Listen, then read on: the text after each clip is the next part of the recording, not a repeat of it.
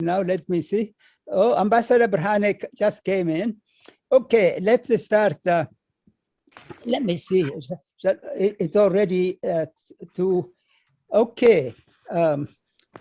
Welcome, Ambassador Berhane.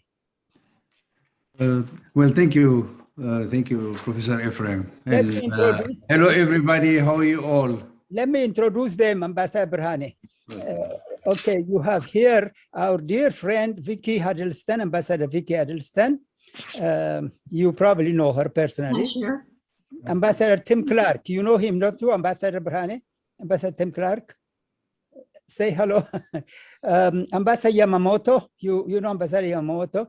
Say hello to Ambassador. Then Ambassador Christie from Finland, no? Yeah. Am I right? Yes. Yes, Ambassador Christie. And then we have here, Dr. Eleni Medhin, whose house was recently investigated, just joined us. Ambassador Talahun, Professor Talahun Bayana, Professor Talahun. I think, let me see, there are a couple other people who said they'll be coming. Shall we start or shall we just wait a couple more minutes? Dr. Tadassa Wuhib from the CDC, Center for Disease Control. He is actually more or less, he and I work together daily on the peace in Ethiopia. Dr. Tadassa, Ambassador Bakkala Galata has just shown up. He's the you know him, don't you, Ambassador Berhane?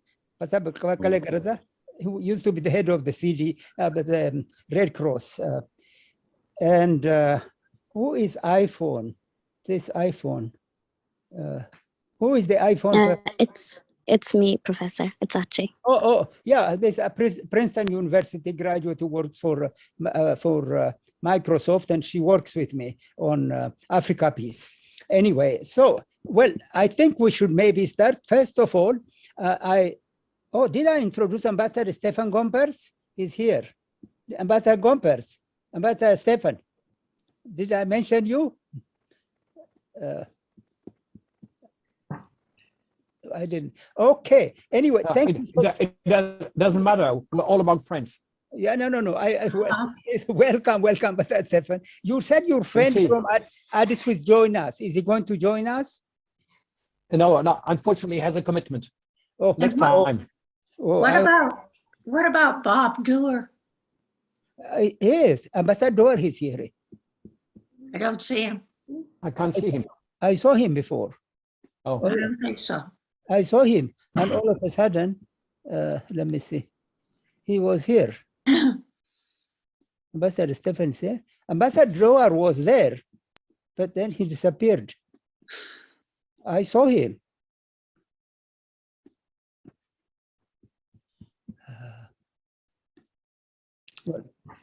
What happened? Didn't I introduce him before when I spoke? Not really. I thought he was there. He usually shows up. Yes. And Raffaele Di Shall I call him? Would you like to call him Ambassador Stefan? Ambassador Doer? Sure. Would you give him a call?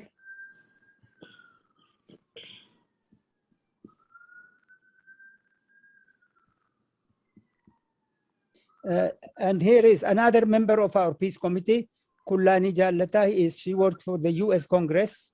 She's a lawyer. She also went to Princeton and Harvard. That's the only people from my committee who are here. Hi, everyone. Thank you, Professor Ephraim. Thank you. Hello. Hello, Bob. How are you?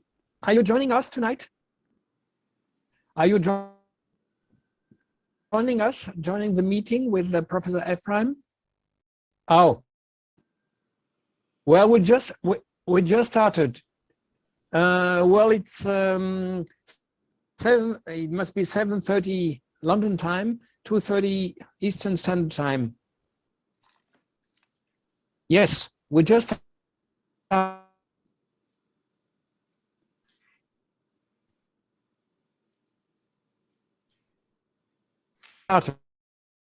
should I send it back to you? Okay, I will. Well, Bob Dewar is on a call, but he'll join us as soon as possible. Okay, then shall we start? Yes. Okay, well, let me first of all introduce to you all our distinguished guest today, Ambassador Birhane ገብረክርስቶስ. Ambassador Birhane ገብረክርስቶስ, before I introduce his title, let me say he's also a personal friend, a very good friend, a person whom I respect, and I'm very happy that he today agreed to come and meet us. Ambassador Birhane, I met him first when before the end of the Derg War, when he used to come to Washington. Since then, that's almost 30 years we've known each other. Then Ambassador Birhane was actually officiating at the meeting that happened in Addis, the Peace and Democratic Transitional Committee. And I remember he's coming to me at the back of the stage, asking me to say a few words at the conclusion of that meeting. So we've been really very close friends who've known each other, and I have great respect for him and for his intelligence. Ambassador Birhane was the first ambassador of the EPRDF to United States from 1991 and for another 5 years there. And then thereafter, he was the Ethiopian ambassador to the European Union. So you all know that. And he had served in many very important capacity with the EPRDF. And today, Ambassador Birhane will correct me if I introduce him as a chief representative of the TDF or TPLF in the Western Hemisphere. So if I made a mistake, Ambassador Birhane, you can correct me. So we're going to hear from Ambassador Birhane, get his insights and enlightenment. Ambassador Birhane, if I made a mistake in introducing you, please forgive me. No problem. I think you've introduced me correctly, so no problem with that. I will go with that. Okay, thank you. Well, I do represent the government of Tigray at this moment. That's what I do. Because of the, I left government in 2018, and I never meant to go back to this kind of work, but due to the circumstances that have been created in Ethiopia, and in particular in Tigray, due to the genocide that's taking place, I couldn't resist and I couldn't contain myself from not taking part. So I took part in alleviating the genocidal acts that are taking place in Tigray and in Ethiopia. So that's what I am doing currently. Well, thank you very much, Professor Ephraim, for inviting me.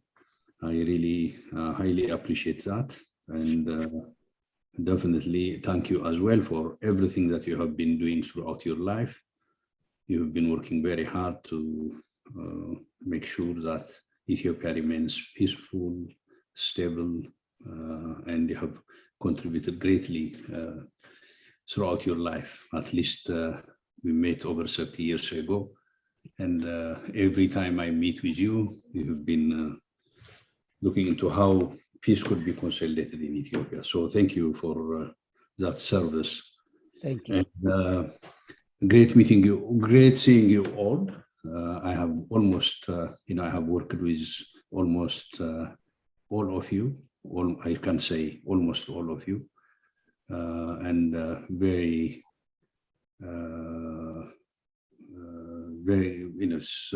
it's a great occasion for me to reconnect with some of you and to see you again after a while.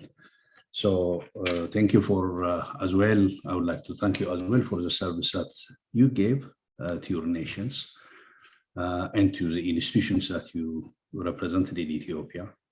I think you worked very hard to strengthen the relationships. And at the same time, I should recognize that during your tenure, you have contributed greatly to Ethiopia's miraculous economic development and to the tackling of poverty, where Ethiopia tackled around over 30% of poverty during more or less adding up during your tenures. Thank you for the concerns that you showed them, the support that you showed them, and the contribution that you have on at least improving livelihood of the Ethiopian people. So we are very grateful for that. So having said that, I think I will try to be brief. This is a vast area, and it touches a lot of feelings as well. But I will try to be extremely brief, and I'll try to deal with what happened the last 3 years very briefly, and try to see the way out. I think you'd be, since you're very familiar with Ethiopia, not only familiar with Ethiopia, since you're really a part of it and you have been following the situation, and your commitment has been demonstrated with the meetings that you have nearly every week or once every 2 weeks, and only on this forum, but on other forums you have been taking part in this as well. So taking into consideration, I'll try to focus on the future. At any rate, the problem of Ethiopia, as you know, the problem that we Ethiopians are facing today is essentially political. Essentially political. I should re-emphasize on that. And the major contentious or burning issue is the state building. There are two schools of thoughts, as you know. One is there are Ethiopians who are passionate about having a unitarian state and an assimilationist state. There are Ethiopians who are passionate as well on federalism. So here is devolution of power and centralization of power.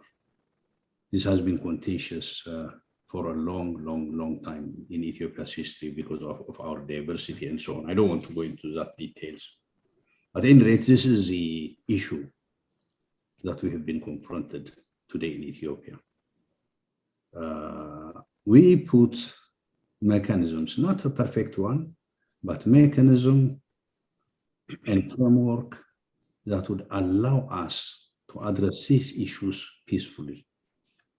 I think we came up with a constitution, we came up with laws that would enable us to address these burning issues, these contentious issues peacefully.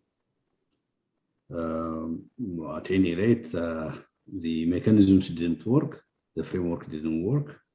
What happened is when Prime Minister Abiy came to power, his sole interest, in my opinion, in my sincere opinion, his sole interest was consolidation of power around himself. I repeat, around himself. And for this to happen, he had to look for a social base, for a social group that supports this. And bear in mind, he came from a federalist camp, he came from Oromia, he came from the Opidio.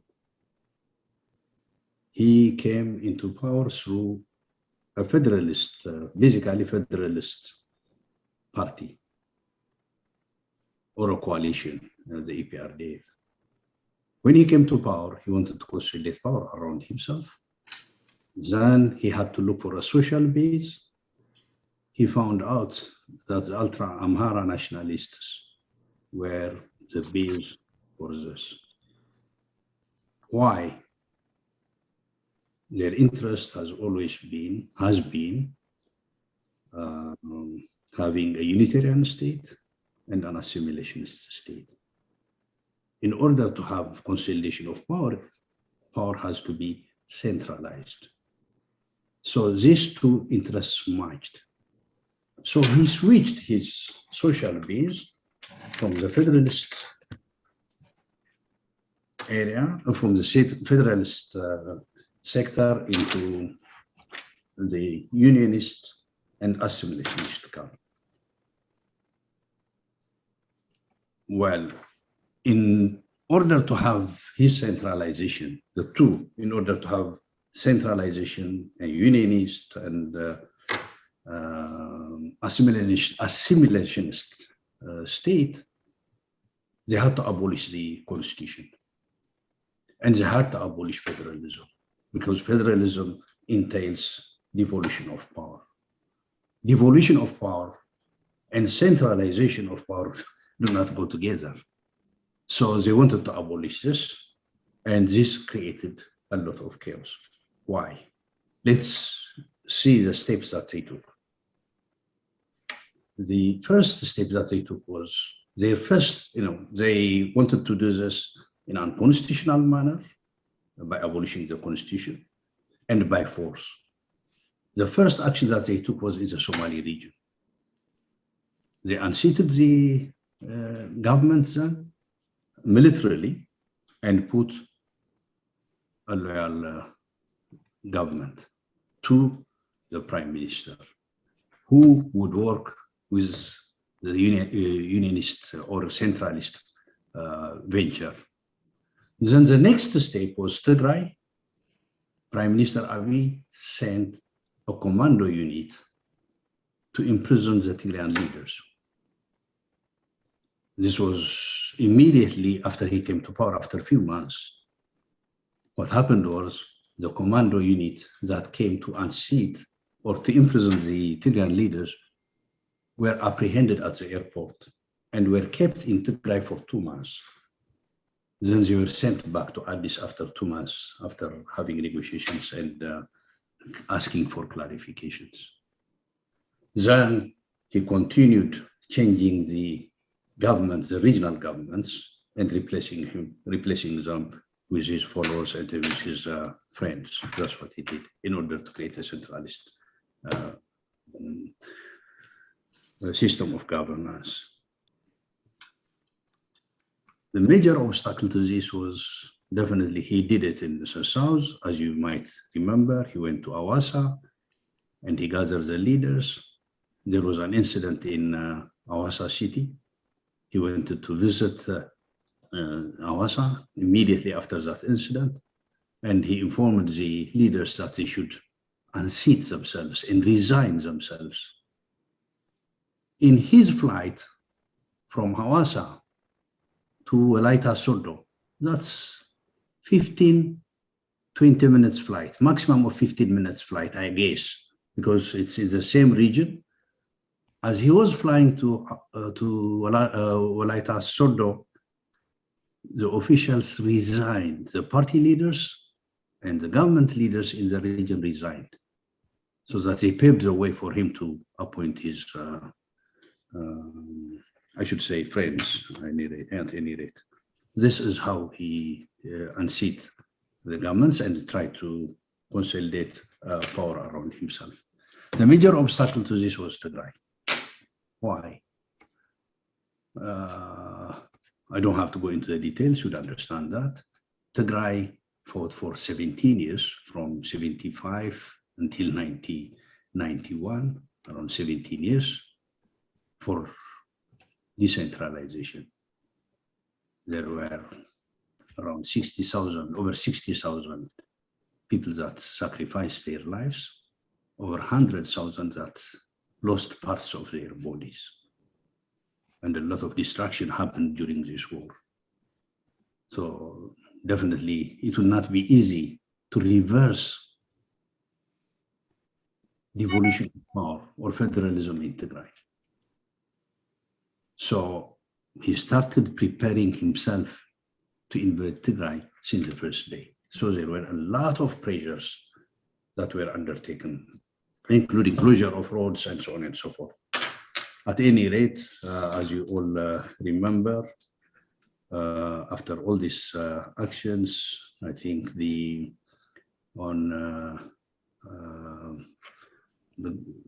government worked very hard to mobilize defense forces. Prime Minister himself has informed the parliament the type of preparations he made. He mobilized, the agreement with Eritrea was a pact. He brought the UAE into his fold. He brought the Somali troops into his fold. So Tigray was encircled, completely encircled by entire Ethiopian defense forces that were mobilized to the Tigrayan border, by Eritrean, 100% Eritrean defense forces, UAE drones, and Somali 3,000 troops, and Amhara forces. Literally 4 nations invaded Tigray. I should say 5 with the Amhara region invaded Tigray. This is what happened. So as you can see what it means with all these capabilities and all these force. I don't want to go into bore you with the consequence of war, which everybody knows, the genocide, sexual violence, looting, pillaging, destruction that took place. All this happened. What I can tell you is Tigray has been taken to Stone Age. It is literally nothing that exists there.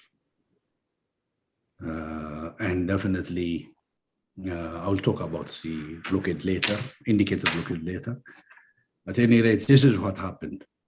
Let me tell you the military situation, current military situation. I don't want to bore you with what happened the last 3 years. Every one of you are very familiar. I just wanted to put the context that we are talking about.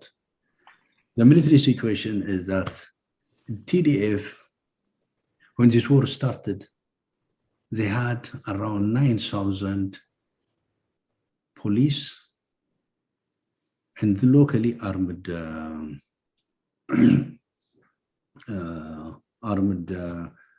farmers and so on that would serve the local administrations as volunteers and as police.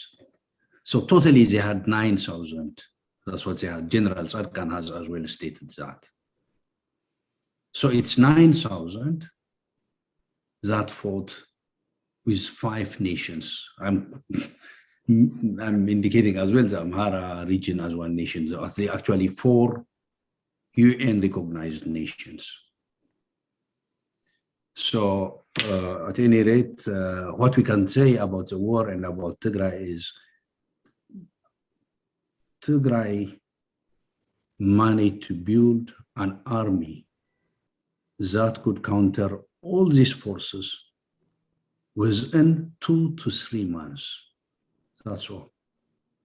For me, this is unique in military history, I should say, because to build a military machinery, it does not mean train soldiers. It means build the institution, build leaders, build fighters. That's what it means. And make sure that they function as an institution.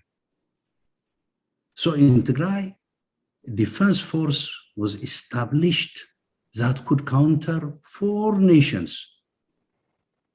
5, the 5th one being one of the regions. Later, the Prime Minister engaged the 10 more regions. Money to establish a defense force within 2 to 3 months. This is unique in my opinion. I think the circumstances and the other factors forced Tigray to do this because of the type of genocide that was taking place on the ground. People were committed, people stood as one, and managed to build an army within 2 to 3 months. This is unique in history, in my opinion. There were armies that were built within a short period of time, but in modern times, confronting all these forces is unimaginable for me, at least. At the moment, what we can say militarily is that the Ethiopian Defense Force has been completely decimated. It's a small percentage that they have at this time. It's not exaggeration. The army that we have at national level is full of farmers, ill-trained farmers that were given arms to fight. In some cases, farmers and young people coming with machete. This is a kind of army that Ethiopia has at this time. The regime is trying to mobilize hundreds of thousands of civilians, at the same time importing the most sophisticated weaponry from many parts of the world, including from new nations that they started to purchase armaments from, like Iran, Turkey, Azerbaijan, and others as well. The traditional ones, Russia, China, and so on are there. So they have been deploying sophisticated technologies and armaments, which they don't have people to man them. In some cases, they are using mercenaries. So at this time, the TDF is in northern Shoa, crossing all the Amhara area and getting into the Oromo land. Here, people are extremely supportive to the TDF, with no exaggeration. They're extremely supportive. Without the support of the Amhara people and the Afar people, it would have been impossible, absolutely impossible to operate there. You can see even the speed of movement. The type of support is immense, I should say, because the TDF has been disciplined, they know what they are doing. And I don't want to go into that detail. I just wanted to indicate that. The political situation, I'd like to mention a few points here. The government of Tigray repeatedly called on peaceful resolution of the problem, starting pre-war. As you might recall, the coalition of Ethiopian Federalist Forces came up with a proposal of settling problems in Ethiopia. This is prior to the war. The war started in November, but in September 2020, they came up with a proposal. Then the Tigray government came up with 2-3 proposals, some comprehensive proposal for peace, some for ceasefire. So has been calling consistently for peaceful resolution on the part of the government of Abiy. There's been consistent rejection.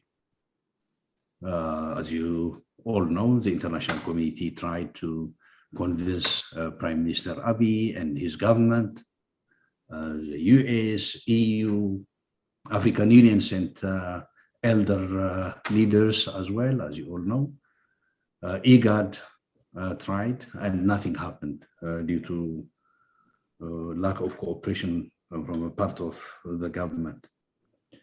Why are they refusing peaceful resolution? I should say something about this. This is because they have committed so much heinous crimes.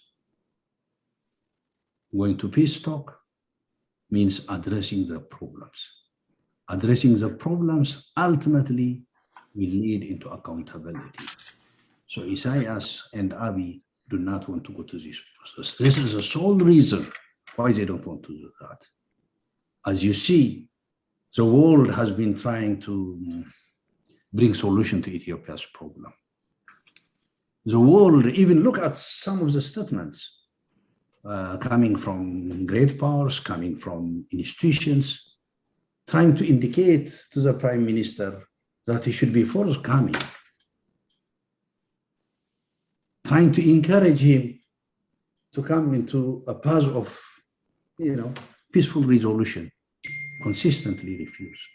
It's because the level of crimes that they have committed would not allow them. They would rather go to the end.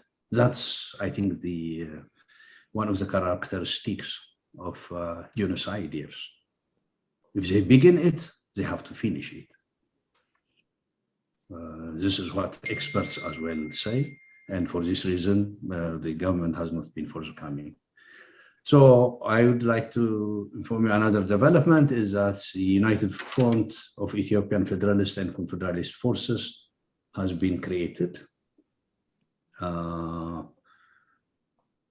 are 9 groups that have taken part in here. Afar, Agau, Benishangul, Command, Somali, the Oromo, OLF, OLA, Sidama, Gambella, Tigray. These are the groups that have come together to form a united front. They have shared beliefs, as I said, they have shared belief on democracy, equality, and self-determination. They want to address few I'd like to mention some of the concerns that they have and some of the concerns that they have and they want to address. They want to address the deteriorating security situation of their country.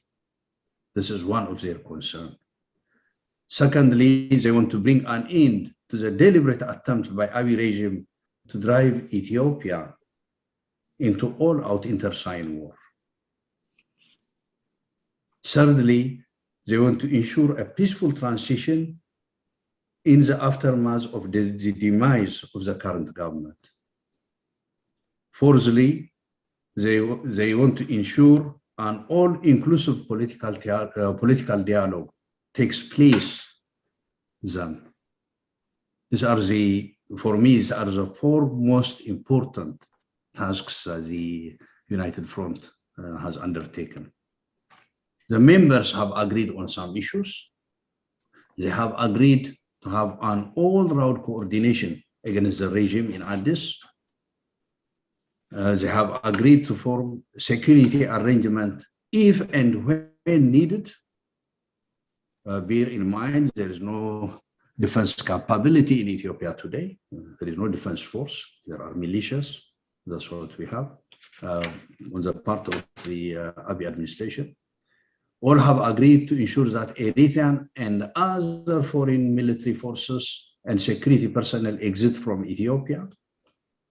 And they agreed to work jointly towards an all-inclusive political dialogue and establishment of a transitional arrangement. These are the tasks that they have undertaken. On the way forward, I think the collapse of Abiy regime will definitely create a security vacuum at the center, and stabilizing the country in the aftermath of the removal of the genocidal regime requires putting in place a provisional structure until we have a transitional arrangement. So there will be a provisional administration established for a very short period of time, and then through all-inclusive political dialogue, we'll have a transitional setup or a transitional arrangement. This is the way forward that we envisage, and this should come into place as soon as possible. And there has been consultation taking place amongst different political parties, so that every one of them, there will be no exclusion. Definitely the exclusion will be with PP, with the Prosperity Party, because if they are defeated, if they come to their senses and engage in peaceful resolution of the problem, definitely they could have been part of it. If they are defeated militarily, then the PP will have no place. The rest of them, with no exclusion, everybody will take part in the national dialogue, and then a transitional arrangement will be established. This is how we see that we have to overcome problems in Ethiopia. Unless we do this, unless we have an all-inclusive political process, it will not be possible to stabilize like a country like Ethiopia, which is extremely diverse in many aspects. So this is what I wanted to say. This is, I hope I have touched on some issues that would enable us to interact. And so if there are comments, I would like to hear as well your comments, and we can exchange views on the issues that I mentioned or issues that I didn't mention. So thank you so much for listening to me, and we can exchange views. Thank you, Professor. Thank you very much, Ambassador Berhane, for this very detailed, clear summary or précis of the events. We thank you very much. Now, I don't know, Ambassador Dawar still has not shown up, has he? He said he was going to come, but I don't see him. Ambassador Stefan, he said he will come, no? Yeah, yes, he did.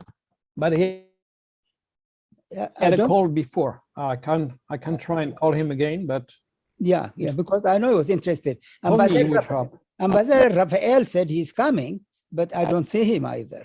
He sent an email saying he's coming. Yes, he told me he would try and come. Mm-hmm. He wasn't sure whether he could make it or not. You want to give Ambassador Jawar one more call? Yeah, okay. Thank you. Well, in the meantime, let me say, Ambassador Berhane, really thank you so very, very much. And I myself learned a lot today from what you said. So now maybe we can start dialoguing. The dialogue would be with our guest ambassadors, my friends, my committee members. We can listen in unless there's some urgent reaction. All right.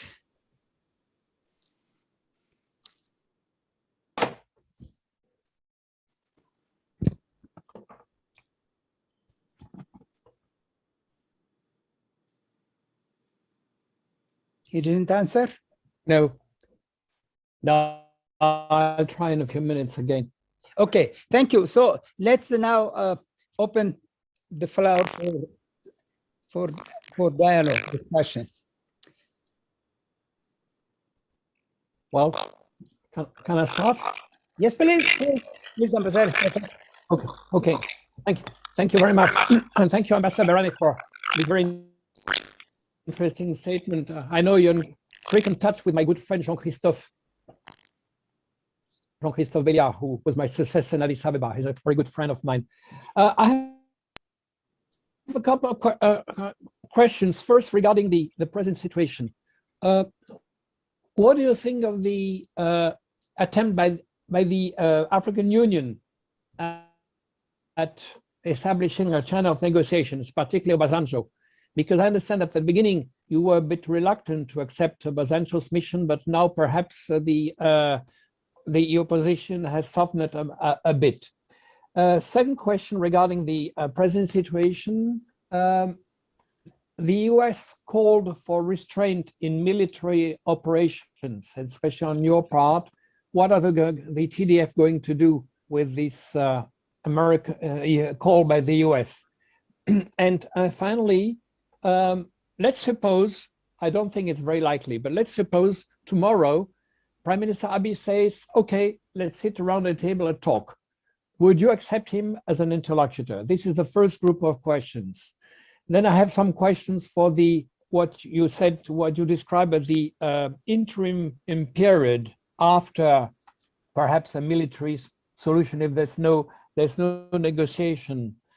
If the transitional government is put into place, what do you think you will do with the other institutions like Parliament, the President of the Republic, our good friend Salih Zewde, the President of the Electoral Commission? Will they remain in place? Would they have to play a role? That's my first question. Second question, how do you think you control the issue of accountability, which you very aptly described? Because as you said yourself, this might be a deterrent for the people who are in power at present, because they might be afraid that they would have to be held accountable. So do you envisage some kind of justice mechanism or reconciliation? Could you give us some details? I mean, we know there are precedents like in Rwanda, for instance. Last but not least, how are you going to deal with Eritrea and Isaias? your good friend Isaias. Thank you.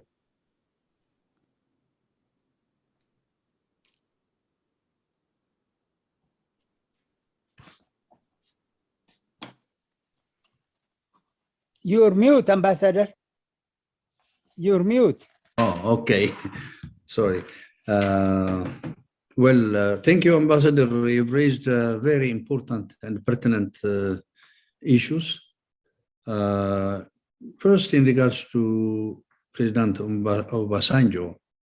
President Obasanjo is a good friend of Ethiopia, and he's a highly respected personality in Ethiopia. So there has never been a problem with him mediating. However, the Tigray government was not happy, I should say.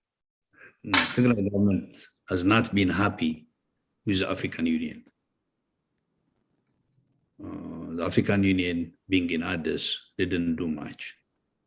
Not only that, the chair of the commission made a statement to the effect that he would support at the beginning of the war, he stated that he supported the law and order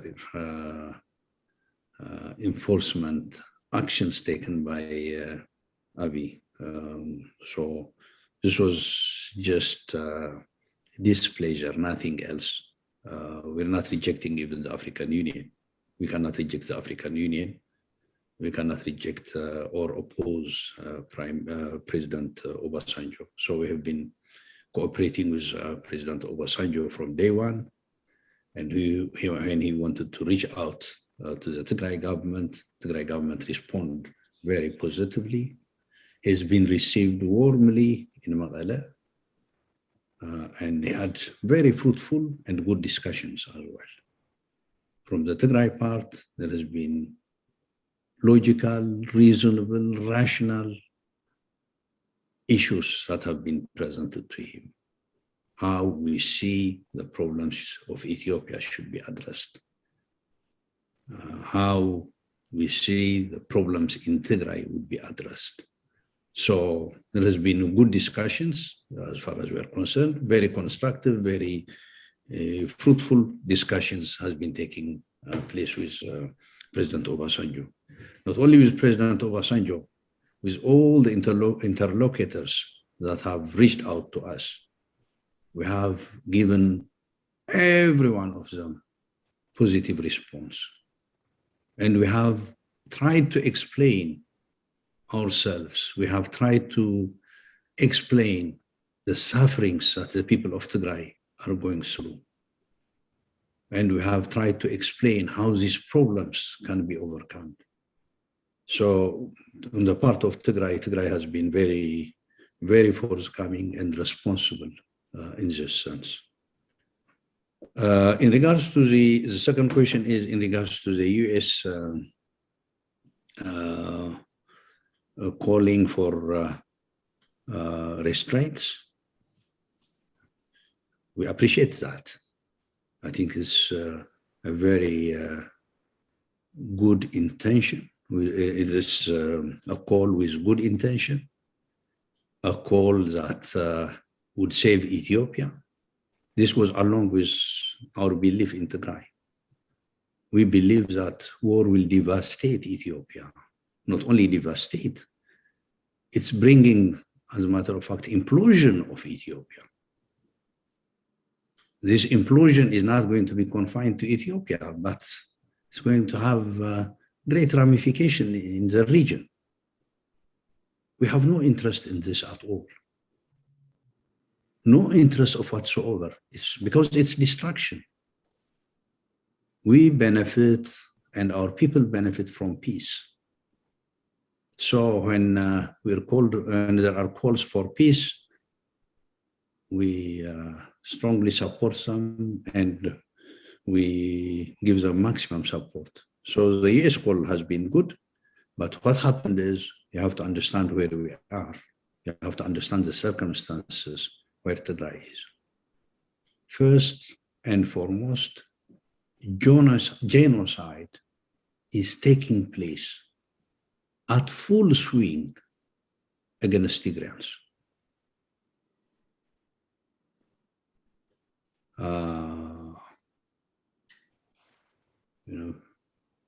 People killed in thousands. They were just mowing them in villages, in towns, and so on. So many people have been killed. So much destruction has taken place. It's a total war. Total war by 4 nations against a small region, a small people, a minority people. Look what's happening to people in Addis. Look what happened even to my dear sister Eleni. Her house was searched yesterday. Yesterday or a couple of days ago, I think. The reason is no reason at all. First of all, she's not a Tigrayan. Second, but above all, her name is Tigrayan. It could go for Tigrayan. It's not only Tigrayan, but it would go very, very well for Tigrayan. So they just took her name and searched her house and mistreated her dad and her family. This is what's happening in Ethiopia. So, 1, genocide is taking place.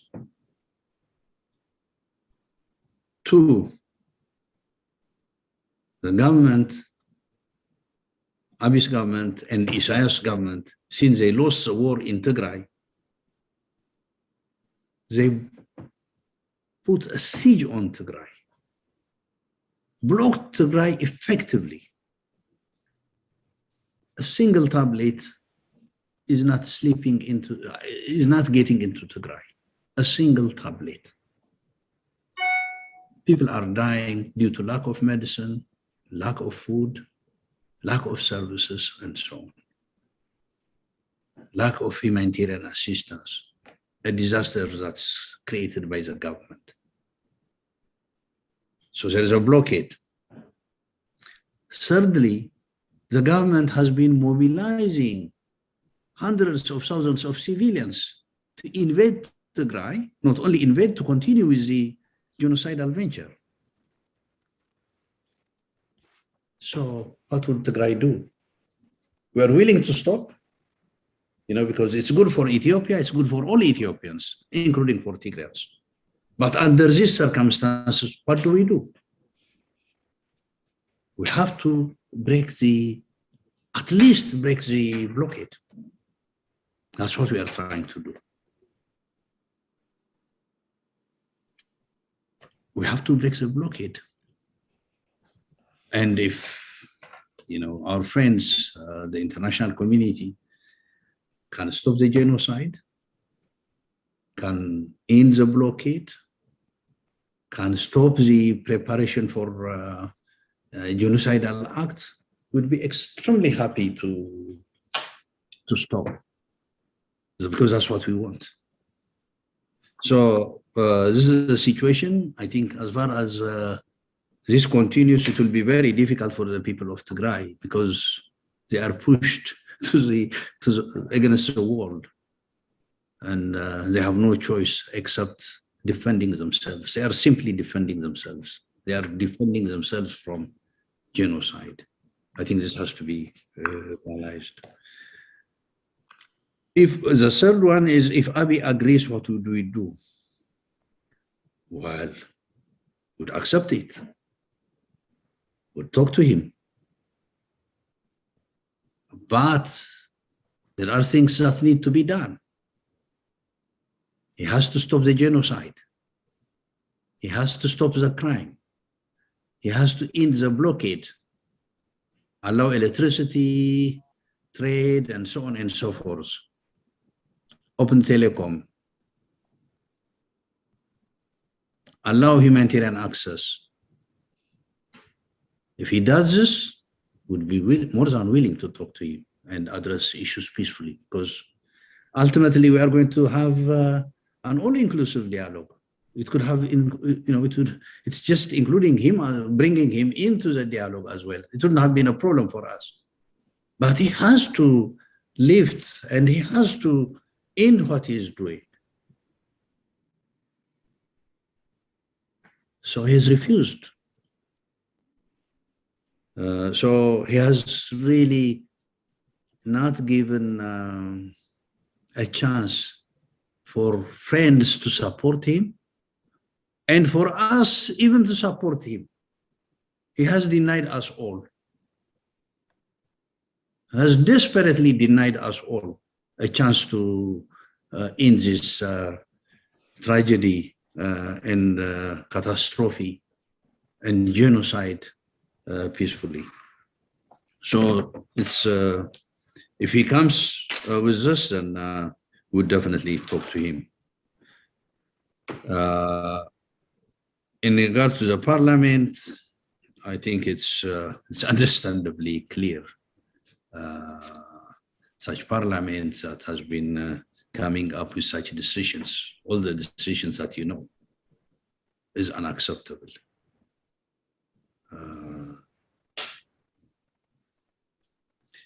And the Council of Ministers is definitely going to be unacceptable.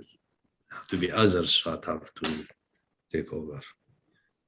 One thing that I would like to tell you is Tigray does not have the intention of taking power and dominating and so on. These are illusions. There is no interest of doing such things. As we said, there will be inclusive political process. We want to bring peace to the nation, to the region, and so that we would be able to address the problems that we have peacefully. So this is what I can say, and with the others there will definitely be accountability with the criminal elements, and criminal institutions have to account for that, and definitely we will work with the UN and others in investigation. We want them to investigate into the crimes that have been committed very, very seriously. So this is what I can say for the moment. Some of the details have to come a little bit later. I do understand, but I haven't gone in some of the issues that you have raised, but it's not deliberate because I have opinion, but it has to be agreed amongst all the parties, and they are working on that. So I'm keeping it aside for a very short period of time, and we should come back to you on the details. But we are seriously working on all these issues, and seriously working based on international standards as well, or based on international law and international standards. That I can assure you. Thank you, Ambassador. Before we go to the second question, since your name came up, Dr. Eleni, just wave and say hello, since you are with us. Do you want to say a greeting to everybody? Your name came up in Ambassador's talk. Okay, thank you, Professor. I really don't have much to say, just that it's been a long time since I've interacted with PDCI, and it's a pleasure to be back today and to see all of our friends from the former diplomatic community. It's also a great honor to hear from Ambassador Brhane ገብረክርስቶስ, for whom I have deep respect, and to encourage him in the work that he's doing. So I'll stop there. Thank you. Thank you. Okay, let's move forward. Our friends. Can I make a couple of questions? Ambassador Clark, yes. Firstly, it's a huge honor and privilege to see you, Ambassador Brhane. You haven't changed at all. I'm really impressed to how you've kept your youthful appearance and as articulate and as convincing as ever, I have to say. Hugely impressed by your analysis. And I think you hit the nail on the head. For me, as you've correctly said, I believe, the two key issues are whether you go for a unitary form of government or federal state. And I think we've said on previous conversations with Professor Ephraim that it would be very interesting if there was some sort of inclusive process to look at these issues, because clearly this is an ongoing matter and it's not an easy solution at sight. But I do believe that at the end of the day, a resolution of that is fundamental to a resolution of the discussions ongoing at the moment. Secondly, you put your finger absolutely on the pulse. You say this is a political issue and it's politicians that have to find solutions. It cannot be solutions through warfare or civil war. It has to be the politicians that take leadership and find solutions that spare ordinary citizens in Ethiopia from the sort of disasters that they faced over the last few months. And I really think that your emphasis on finding a political solution is absolutely, I think, shared by all of us who are watching the tragedy unfold from afar. And it's political leadership from those who are involved and those outside that will ultimately determine whether or not Ethiopia can return to the sort of miraculous economic progress that you mentioned at the beginning of your debate. And for me, it was a real irony for me that someone who I respected and at the beginning of his position as Prime Minister, as a Nobel Prize winner, holding out the hand of friendship across Ethiopia and of course to Eritrea as well, has led Ethiopia into this incredible chaos now that those who love Ethiopia from outside find themselves witnessing and powerless to do anything about. Which brings me really to my third comment is that, and we've raised this with Professor Ephraim before, you have on this call people who know Ethiopia, who love Ethiopia, who've invested their time and their energy and their emotions and their hearts in Ethiopia. And we've asked many times, do we have anything useful to do? All of us in our own way, of course, still maintain contacts with our former employees. Just the other day, I was talking to the existing EU ambassador to Ethiopia. So all of us have connections of one sort or another, but actually we don't really know what to do with them. And of course, the issue, as we've discussed many times, is Ethiopians have to solve the problem themselves. Maybe they have to find their own internal mediators and not rely on the African Union or anyone else. So my question to you really is a critical one here. Can the Ethiopian politicians, the body politic, find a solution by themselves? Or do they need some form of outside assistance, help, support, whatever? And if so, what should that support be? Is it in the form of institutional support from nations or bodies such as the AU? Or is it individuals?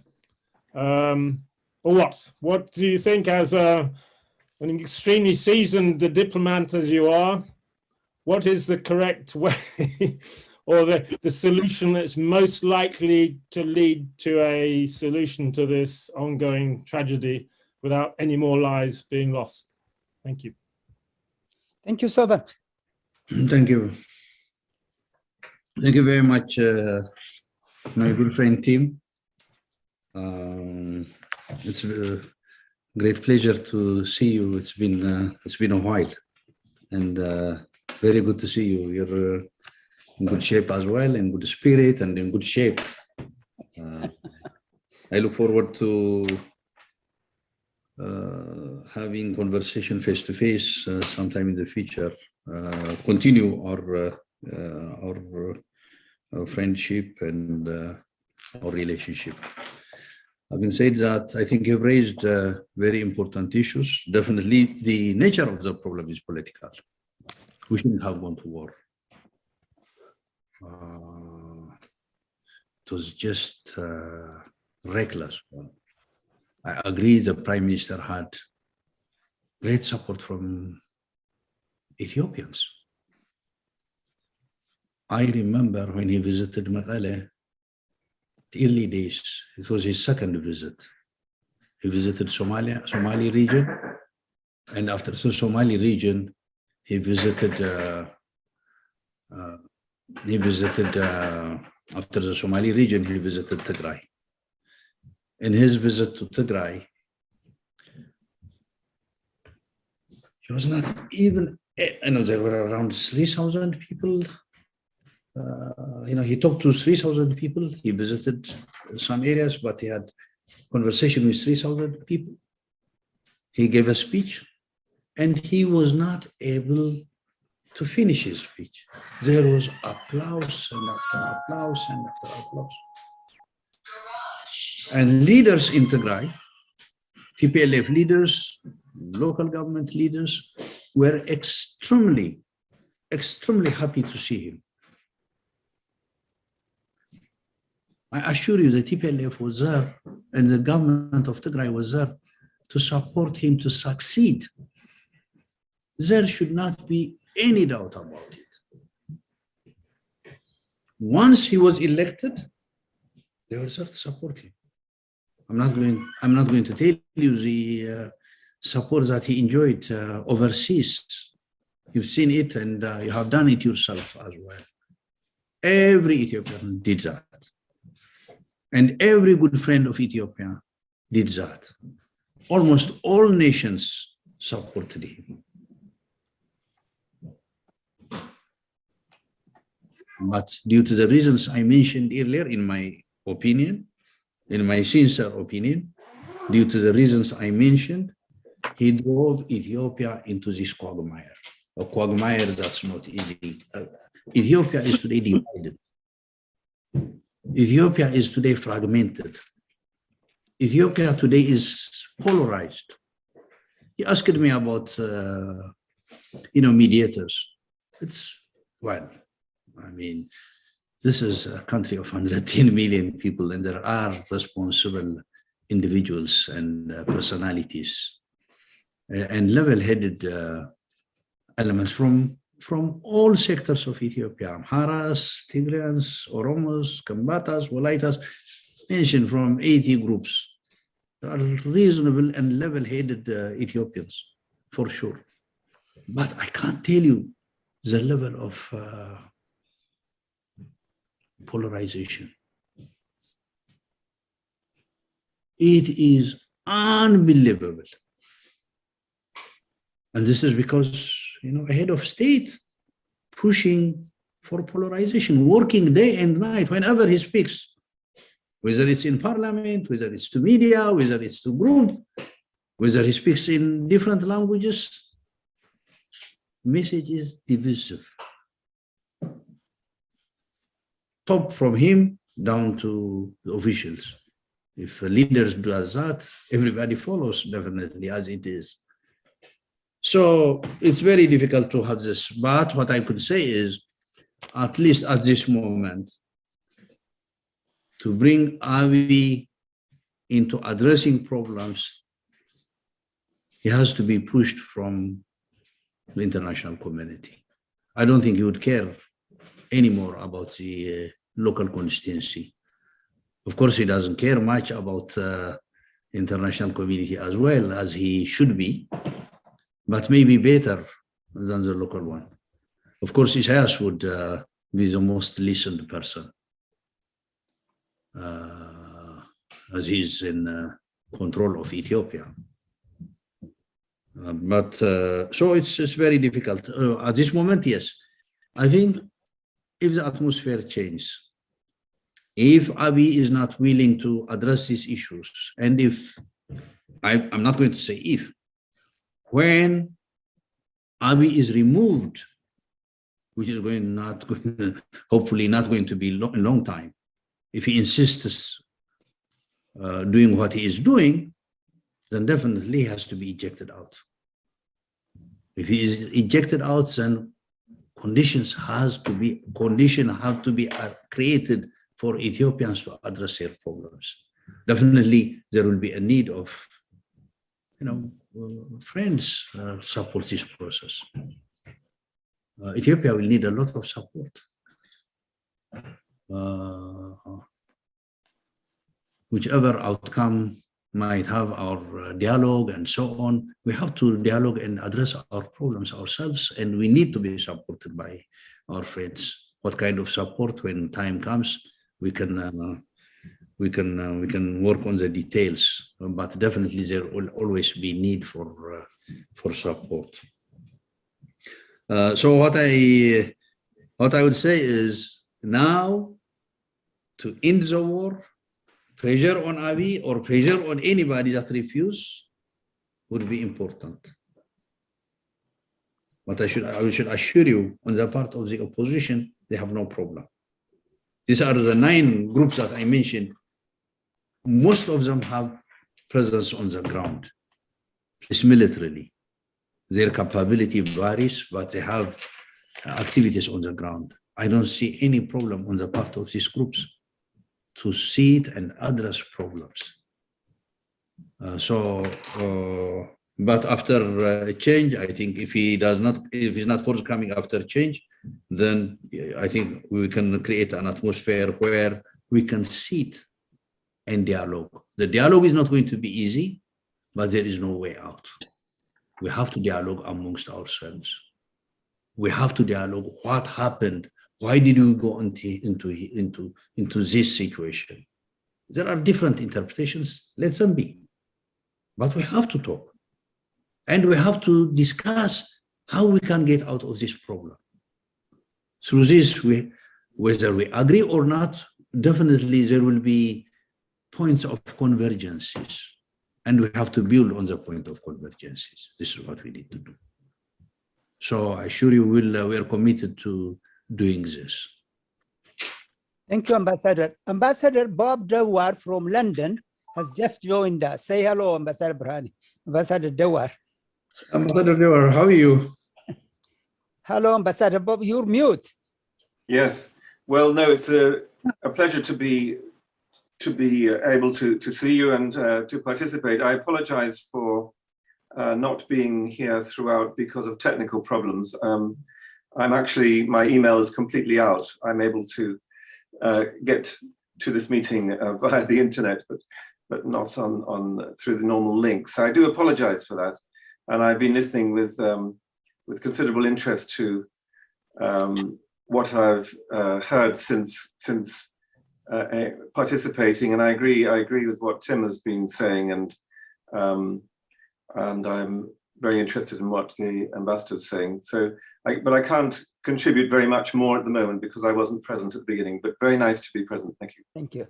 Well, before we proceed, let me just say, Ambassador Burhani, yes, we have a lot of international friends, and I'm really very pleased to say that these ambassadors here today and their friends have been talking with our peace organization for now several months.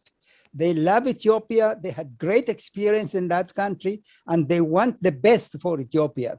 So I think this group of ambassadors are themselves in line to cooperate with us to promote peace. If I said something wrong, Ambassador Vicky, who's been here all the time, can correct me. Ambassador Stefan, Ambassador Yamamoto, you can correct me. But I do believe this group of former emissaries have a very important role to play in the future of Ethiopia. Okay, any other comments from our other friends? May I say a few words? Oh, please, Ambassador Christie. Welcome, welcome, welcome. Thank you. Yes, it is really the first time I'm joining you on this group, but have been on the background all the time. Yes. And I thank you very much for all the analysis that you all have given, and I agree to most of that. It has been very painful to see what is happening in Ethiopia. since we left, because I think we all have been following it all this time. And then, of course, the hopes were very, very high when the peace was established between Ethiopia and Eritrea. And somehow it was like a miracle. It didn't seem real first. And then, of course, we believed that it happened, and there was a Nobel Peace Prize and everything. And then suddenly, the country is at war within itself, which is somehow unbelievable and so tragic. And I fully agree that this is the only way out is the political way out. War is never going to lead us to peace in the end. It is through negotiations. And as much as we would like to contribute, there are always limits, being outside of the country and being really only friends of Ethiopia. But we are not established there, and of course we don't want to interfere. We just want the best for Ethiopia, and it has been really very, very difficult. The statements at this point play no role whatsoever. So there has to be something concrete. And I was also wondering about the negotiators, peace negotiators, and all that. It looks like President Obasanjo is best positioned at the moment. But do you see any other possibilities? Do you think that outsiders can really be of help, or does it have to come from inside? And then, of course, it's always difficult to take the first step. But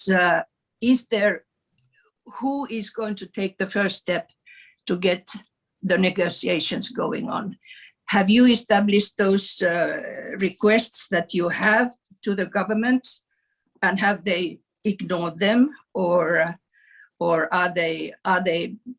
is there any kind of contact between the government and Tigray at the moment? Thank you. Thank you very much. Thank you for raising these important issues, Ambassador. Indeed, when the agreement between Ethiopia and Eritrea was signed, I think a lot of people were extremely happy. In Tigray as well, there was, I should be frank to tell you that there was a bit of doubts of the intention, but basically supported it with caution, but came up to a conclusion within a short period of time, knowing the intent of that agreement. The intent of that, first of all,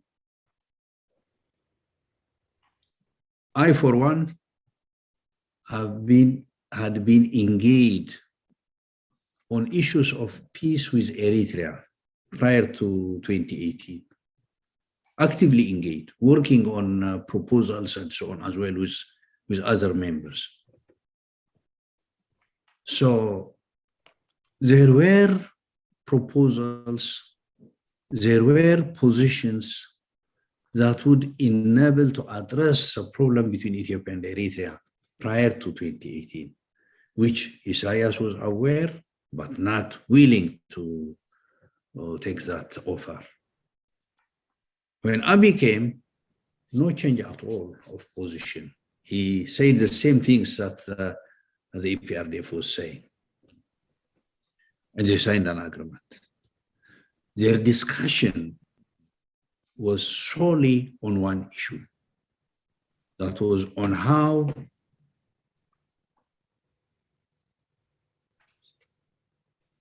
to destroy Tigray and the TPLF.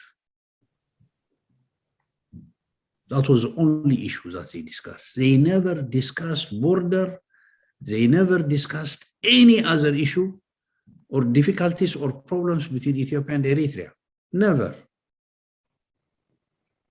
It concentrated solely on Tigray and on the TPLF, on how to wage war. This was a war pact, literally. And they started preparing simultaneously their defense forces. You know what type of defense forces both countries have. So that's what they started doing. And Isaias has stated that openly to the media and the Eritrean public and to the international community, saying that the issue of border is not an issue. It is how to wash away Tigray and TPLF. That's what he stated repeatedly. So this has been center of their discussion, unfortunately. So you're right to be surprised to see that this agreement, which generated a lot of enthusiasm and optimism, turned to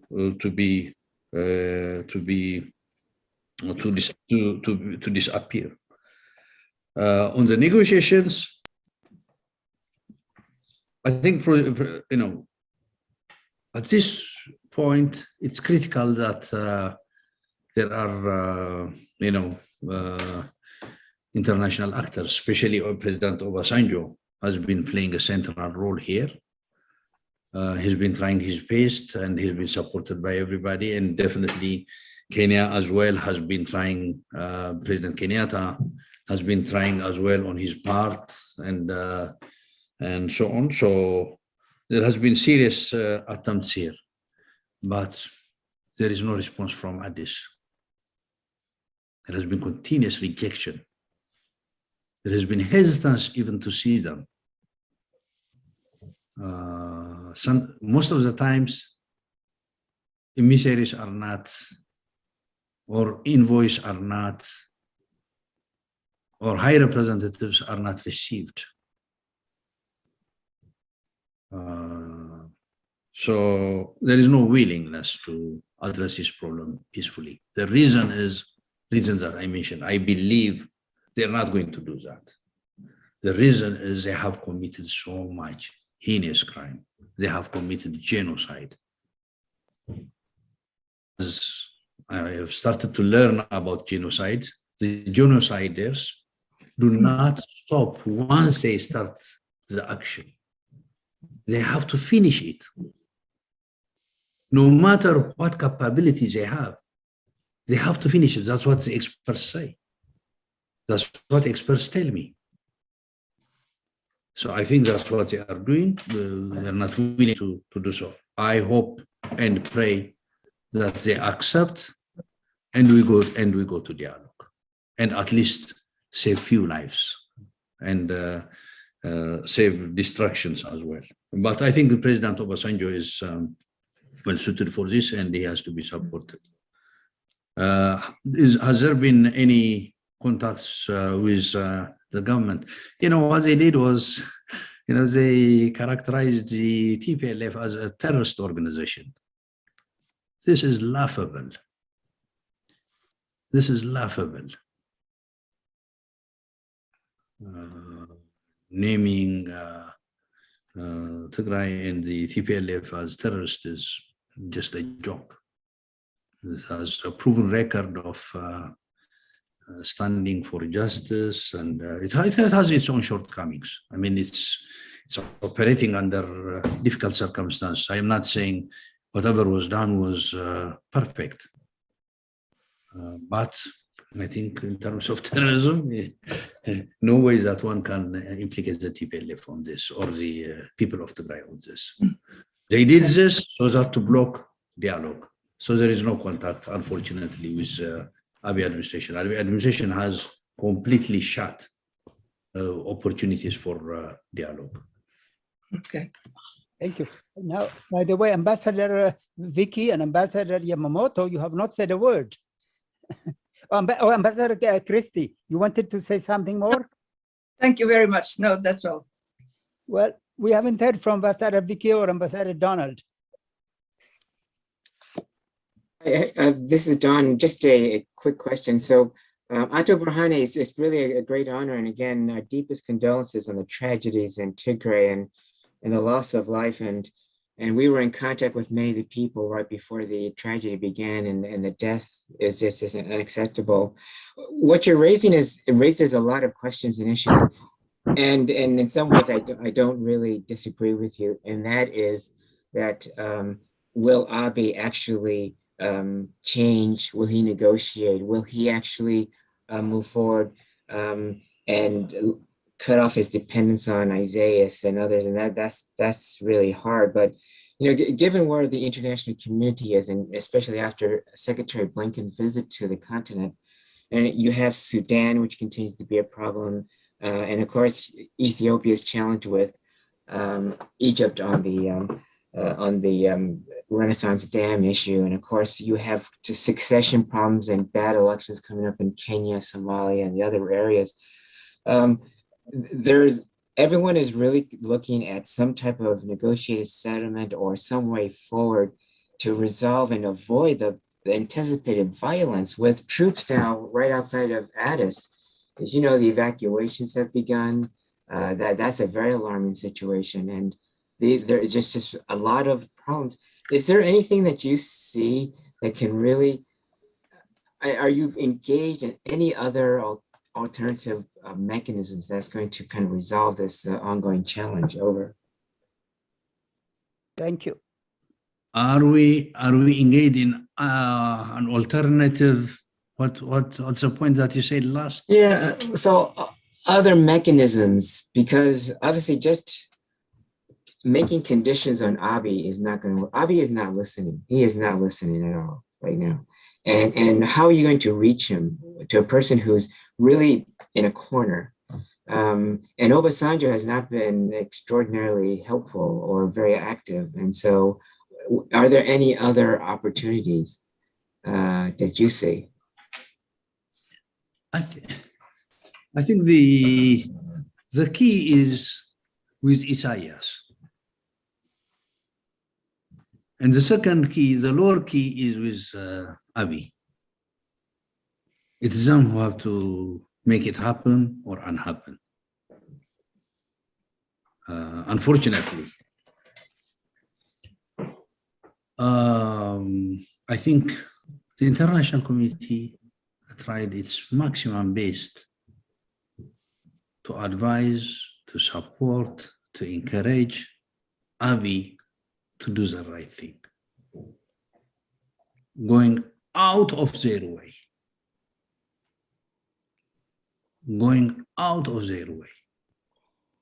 which is appreciated on our side. The attempt and all that is appreciated, but refused. The choice is to stick with Isaias, either live together or die together. They have become inseparable. The reason is the crimes that they have committed. He's not, Abiy is not put in a box. He could have decided a bit earlier and engage himself in negotiations. He could do it today. Tomorrow is going to be much more difficult and different. Definitely, it's going to be different, not like today. So it's, in my opinion, they are aware of what they are doing. They have chosen this route. Is there any other alternative? The choice are two. I mean, one is dialogue, which they have refused. The other one is put us in a desperate situation where genocide has been committed. So we have to save our lives. We have lost so many members of our families. We have lost so many friends. We have lost so many family members. There are people who lost around 16, 18, 20, 25 members of their family family members. So we have to, so would be happy to see a peaceful resolution of this problem. But if we are denied, then we have to defend ourselves. No choice. So what I can say is alternatives I don't know if there are any other alternatives. I would be happy to learn, but these are the two alternatives. And Tigray has been pushed to choose the bad alternative, an alternative that it does not like, and that's defending oneself. If there is any other view, I mean, I would like to learn anytime. If there is any other alternative, I would be more than happy to learn and see a different alternative. But the best alternative is addressing this peacefully through dialogue, which Abiy has refused, and Isaias, above all, doesn't like. Thank you. Ambassador Vicky, we have not heard from you. You are mute. Well, yes, I realize that, and thank you, Ambassador, for your time and excellent explanation. Actually, I was kind of going to avoid saying very much because I find it tragic and disturbing, and I don't see an easy solution. But let me ask you two questions that I think are kind of leading questions. First, about your military strategy. It appears to me with your approach to Addis and your movement to the corridor leading to Djibouti, your military is doing everything possible to force Abdi to step down, and maybe it seems very difficult to get Isaias to pull out his armies. So is that the strategy, and is it the best strategy? Because would there be another strategy that would open a corridor, a military strategy for a humanitarian corridor? And the second question is, I couldn't agree more that, Abdi should step down. There should be an all-inclusive transition government, but I think I worry because, the Tigrayans, yourself and the leaders in Tigray have been very effective in carrying out the conflict and fighting back. And to me, that sort of means that Tigrayans will be in charge of a new government. And as confident as you are, and the fact that you could probably do an excellent job, still, I think that probably would be a huge mistake. So I don't know if you could comment on those two questions. Thank you. Thank you again. Thank you, Ambassador Vicky. Thank you very, very much for these important questions. As usual, you've raised important issues. First of all, in regards to the military strategy, our choice is definitely, our priority of priority is saving lives of the Tigrayan people from genocide. This is a priority of priority. So we would have loved to see Tigray and the people of Tigray are not under genocidal act and situation. In this case, we would have, to come to your question, maybe if you're referring to the Western corridor to open humanitarian access, definitely we would have loved to do that, because it gives us a lot of advantage. One, relieve people from genocide. As we speak, yesterday evening, actually, they took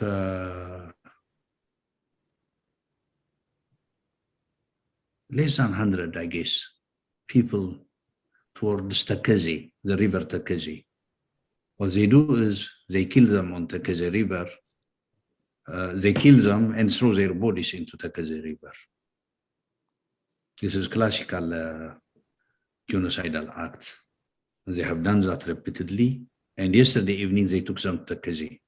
I didn't hear whether they've been killed, but it looked like that they were going to kill them near the river. This is from Western Tigray. So for us, it would have been, our choice would be definitely to free our people in western part of Tigray, the Humara area, from genocide. However, this is a military theater, military affairs.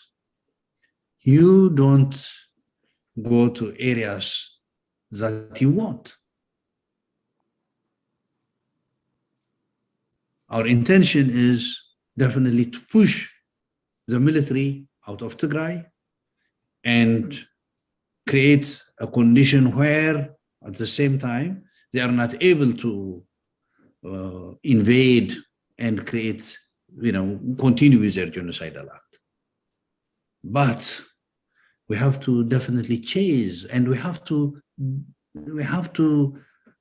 encounter the mobilization as well. So what we are trying to do is, we are trying to do many we are taking many factors into consideration. One, relieving people from genocide. Two, break the blockade, because the blockade is killing people. It's part of the genocidal game. And people are dying due to lack of food, due to lack of medicine, due to lack of services, and so on. So we have to break the blockade and the siege. Thirdly, there is big mobilization. If we don't deal with it, it's going to be a serious military problem and security problem again to the people of Tigray and to other Ethiopians as well. It's not only in Tigray that we have war. We have in Oromia, we have in Agao, we have in Command, we have everywhere. Everywhere, literally everywhere in Ethiopia today, we have wars. So that the strategy is definitely not giving a chance to the regime to mobilize hundreds of thousands of people and again conduct a genocide. So it takes all this into consideration. Definitely, we want to open a corridor, but it doesn't go with our desire. It goes, we can open it by pushing militarily, because in a peaceful way, everybody tried to have a corridor opened. UN tried, NGOs tried, governments tried, the EU tried, the US tried, everybody failed to have it open. So we're forced to open it. And in order to open it, we have to weaken the military establishment of the invading forces. So the strategy, our strategy, is dictated by the action of the invading forces. This is what I can say. It's not, it doesn't depend only on our choice, but it's dictated by the situation. I hope I have responded to your question. In terms of all-inclusive dialogue, we are going to have all-inclusive dialogue. I should assure you that we have no interest of dominating Addis and so on. This is not the case. This is not the agenda. This is not the issue. We want to have an all-inclusive dialogue, and we want to see how we can address problems, and we want to address it through that mechanism. So I should assure you that we are not interested in controlling Addis and so on. Thank you very much for your excellent explanation. I hope that you'll have military success fairly soon, because it seems as if the situation is only becoming more drastic. Thank you. Thank you very much. Thank you so very, very much, all of you. Now, Can I ask you, yes, yeah, two more questions quickly. Sorry to take the floor again. the question. Yeah. First question. Even if Abiy sticks to his guns, which unfortunately he seems to be doing, is there hope that some people around him, either in government or in the military, realize that this is going nowhere and might force him to accept cessation of hostilities, or force him to step down? That's number one. Second question, I'd like to go back to this issue of crime and accountability, which is perfectly understandable, especially for the victims. But would it be envisageable at a certain stage to have some kind of, I don't know how to call it, amnesty or pardon or yikerta whatsoever, in order to precisely to encourage the other side to give up this useless fight? Thank you. Thank you. Good questions again.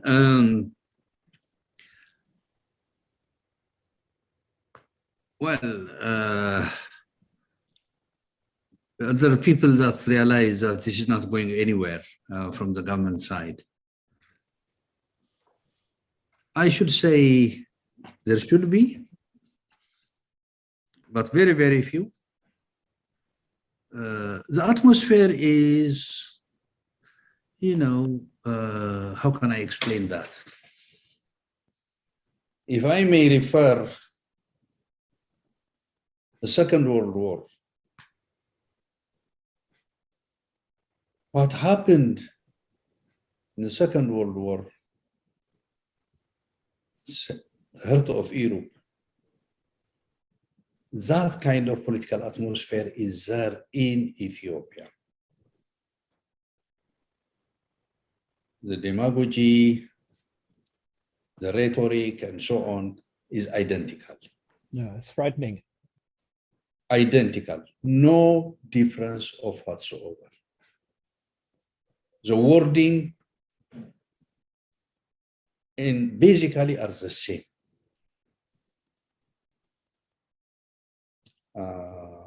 I think that needs to be taken into consideration. So people have gone with the wave. Talking to your friends, you can see the polarization. Some that you knew a few years ago, talking to them today, you see that most of them have lost their sense of balance and their sense of rationalization. They are irrational, they are totally partial, they belong to the sack that they came in from, and they cannot even see out of the sack that they are in, that they think they are in. Which means they think about the kings that they come from. They don't see beyond that. So it is in a way, in its unique way, it's similar to what happened during the Second World War. This is what I can say. Secondly, the unique situation in Ethiopia is, with no exaggeration, Ethiopia is fully controlled by Isaias. The military is controlled by Isaias, by Eritrea. Secret services are controlled by Isaias. Immigration is controlled by Isaias. Financial sector is controlled by Isaias. He has ripped off Ethiopia fully. He is in control. This makes it difficult for people who have good intention to act.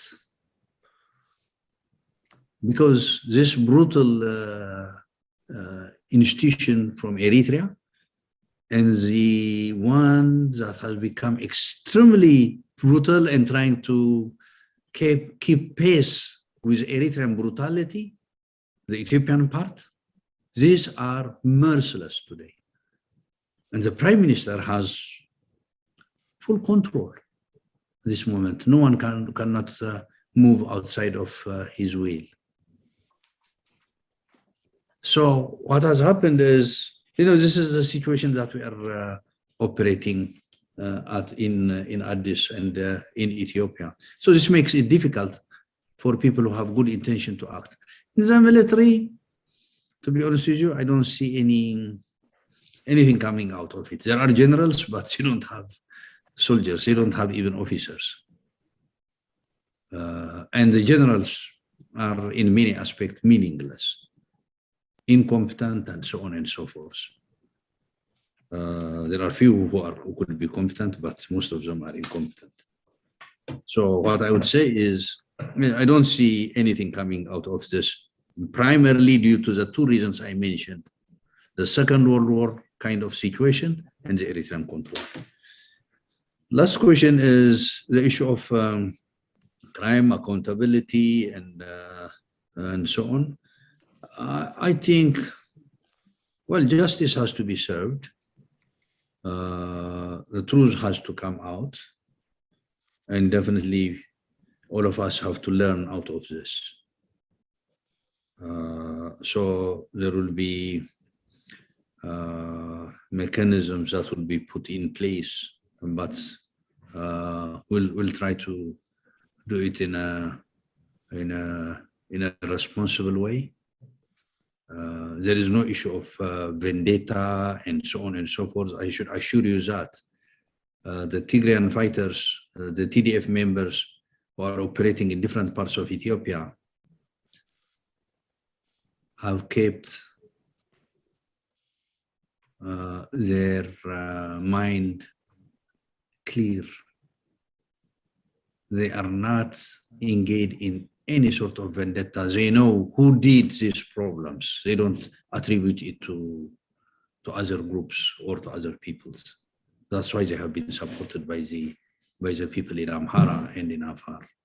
So, and in 1991, you remember what kind of brutality we had in Ethiopia in the 70s, 80s, and early 90s. There was no retribution. There was no vendetta. So I assure you that we'll try to do everything possible to have accountability and justice, and people of Ethiopia learn out of this, and so that they can live in peace. If something goes wrong here, we know what the consequences are. The consequences are going to be grave. So far we have gone into deep catastrophe. If we are going to get out, we have to do things responsibly in the future. And I assure you it will be done very, very responsibly, given the circumstance that we get into. We have 10 more minutes left. If there are still our friends who would like to bless us with their thinking, with their enlightenment, with their questions, we have 10 more minutes.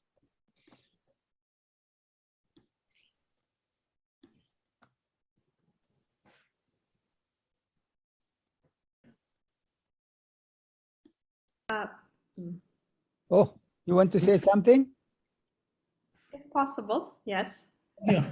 Okay. Okay. This is a forum for our international friends, but Elaine is a key member of our peace organization, so she has the right to express herself. Well, I think it's relevant for the international friends. We have heard from various, sources and analyses that, Ethiopia has gone back 30 to 40 years. Ambassador Brahane, you spoke of, going back to the Stone Age. So one of the things post-transition or part of transition is the reconstruction, the economic reconstruction of Ethiopia. and some form of a Marshall Plan. So my question to you, Ambassador Berhane, is obviously there are many other pieces that you're focused on, but to what extent has there been some kind of an estimation of the extent of the Marshall Plan that would be required to bring Ethiopia back to even where we were 3 years ago? So that's my first question. The second one is alongside that, beyond the political arrangement of the transitional arrangement and prior to that, the provisional administration that you described, what in your view would be also a plan for the social reconstruction, the fabric that has been completely torn apart? Of course, we jokingly referred to, or not so jokingly, but my grandfather, Medhin, indeed, that is a name ascribed to Tigrayans, but also to Amharas. As my grandfather moved from northern Shoa to Walaita Sodo, where he married my grandmother, and brought up my father and my aunts and uncles in Sodo. So now we are at a point of such a polarization. In my family, I see that polarization. And so the question is not only the political arrangements, but how we will come back together as a society. And some might even question whether we were ever together as a society, because it's almost frightening to me how quickly the unitarist perspective took hold. And although you described it as an ultra-nationalist Amhara base, it exists nonetheless. And we have to do something about it. And I have in my own family those who you might describe in that way. So the question is, how do we come back together? Because otherwise there is a real fear that we cannot continue as a country. And so we need to really go beyond the political arrangement. And we don't have much time to address this, but I think that's really the question on the table. Thank you, Dr. Leni. Well, thank you, Leni, who have raised very, very important issue again here. In regards to the rehabilitation and reconstruction, and regards to need of Marshall Plan, I think first of all, the destruction is heavy. In the case of Tigray, it's literally a stone age. A number of clinics are very few. Today, you don't have even medication. People who need dialysis, I'm mentioning dialysis just as an example. There is no one sack of medication of dialysis. So people are dying. Mention any type of medication, diabetic and diabetes and any kind of sickness and medication, there is no drug at all. So people are dying. At any rate, the infrastructure has been completely demolished, completely looted primarily, and the rest demolished. So now there has been,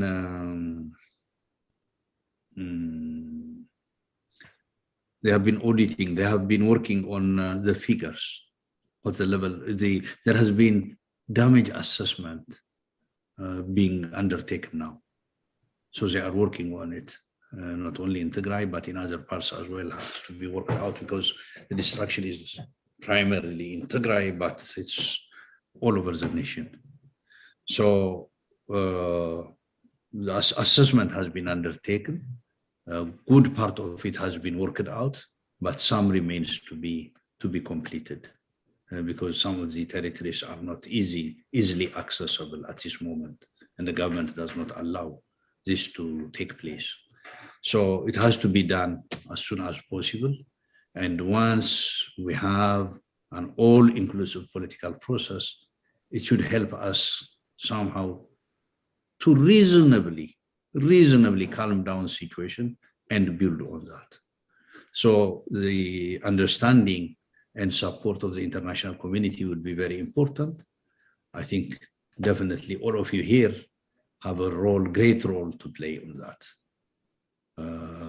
As friends of Ethiopia and as people who understand Ethiopia, I think you will put all your efforts to make this happen in regards to the Marshall Plan in particular.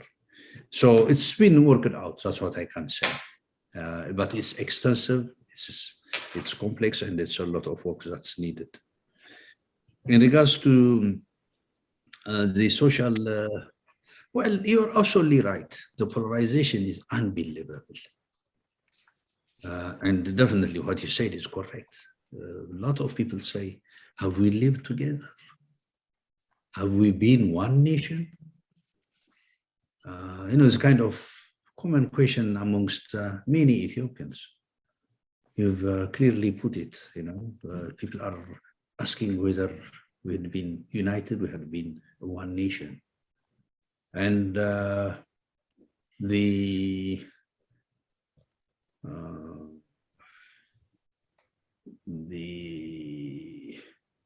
opinion of having independent state and secession has risen the last 3 years. This is what I can say is, in 1990s, this was a serious problem that we had in Ethiopia. By 2010, people who advocated for independence throughout their life changed their opinion and started to say independence.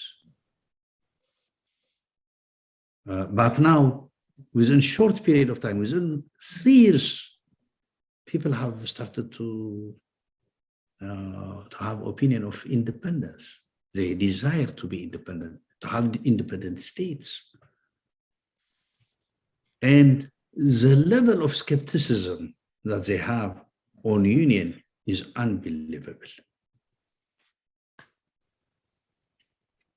Unbelievable. So the challenge that we have is huge, but what we need to do is we need to sit, dialogue openly, see what happened.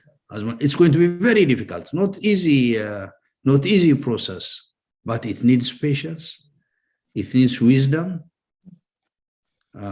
and we have to have open, very open forum for the actors, and the debate, the constructive part of the debate, and explaining contexts. I think people have to take part in it as well.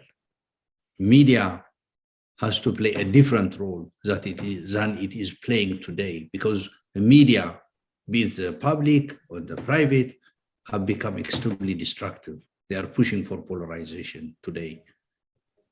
But when the process of dialogue begins, I think they have to try to heal the process as much as possible. I cannot say fully that we'll succeed, but there is no option. We have to try, and we have to work hard to make sense to ourselves and see the problems that we are in and how we can get out together. So it's going to be a tough job. I think we have to come up with detailed plans on this. I think people are working on it. Hopefully we'll have a debate on that. And you and all of you should have a role in this, you know, in articulation of how we should deal with this. I think a great participation of people like yourself would be important too. Thank you so very, very much. If there is any other urgent question, we can take one more question. Otherwise, shall we conclude? Okay. In conclusion, let me also put my penny's worth of ideas apropos the last question Dr. Eleni asked. The other week, the BBC interviewed me about this very same question.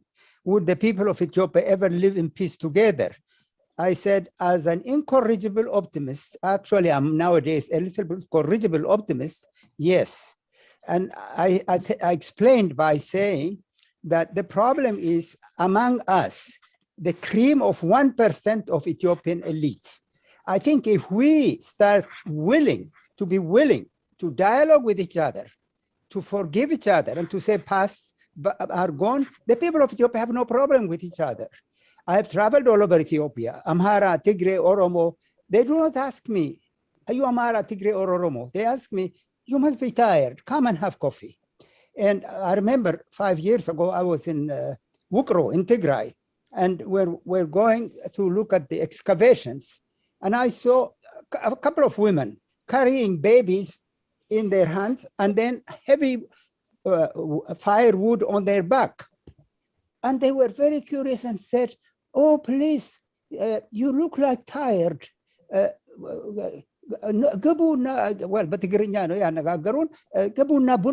Please come in and have coffee.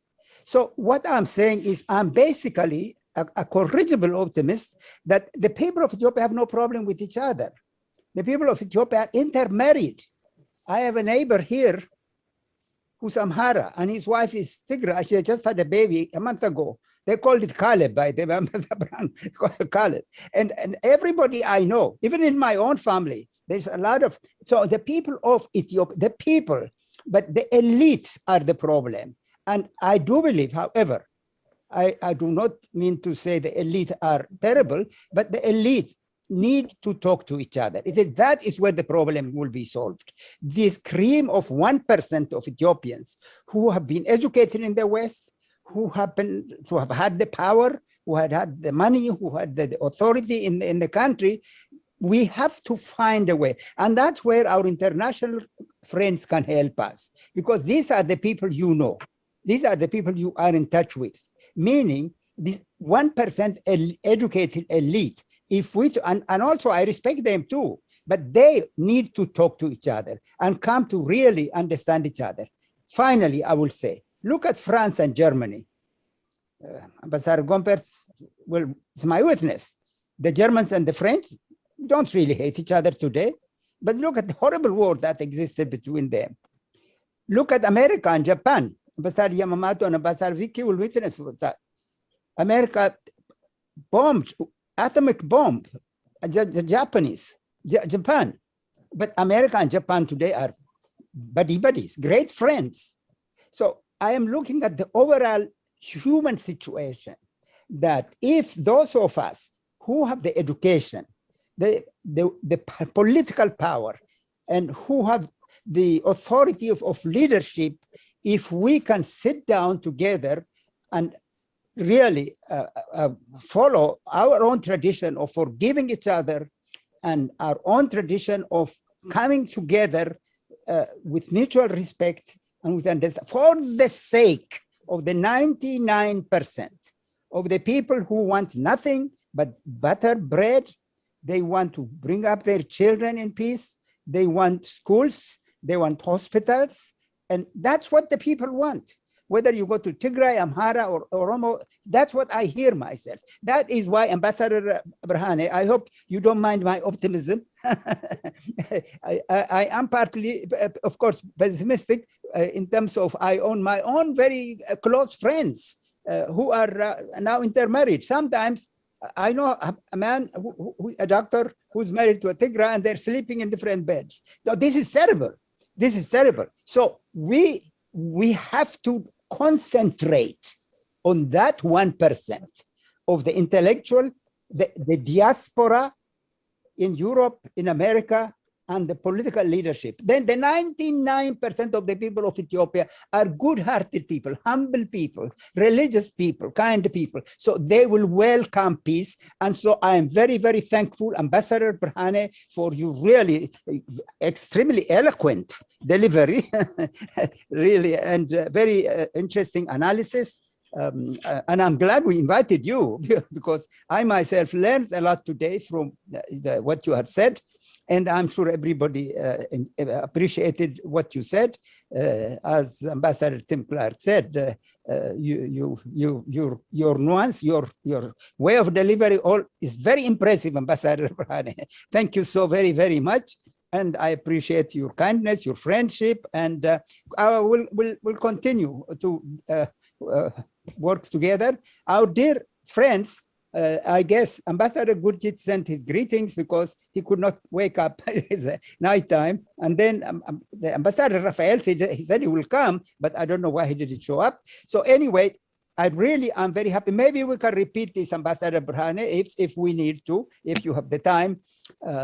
If there is no question, if somebody who wants to say goodbye, then we thank Ambassador Berhane. I'm sure on behalf of everybody, I want to say thank you very much, deeply, and we pray for Ethiopia. By the way, I'll just say one more word. You see why I'm an optimist. One of the people in my committee who had shown up, I think I have mentioned to all of you before, my good friend here, the picture of, you see that picture of Virgin Mary?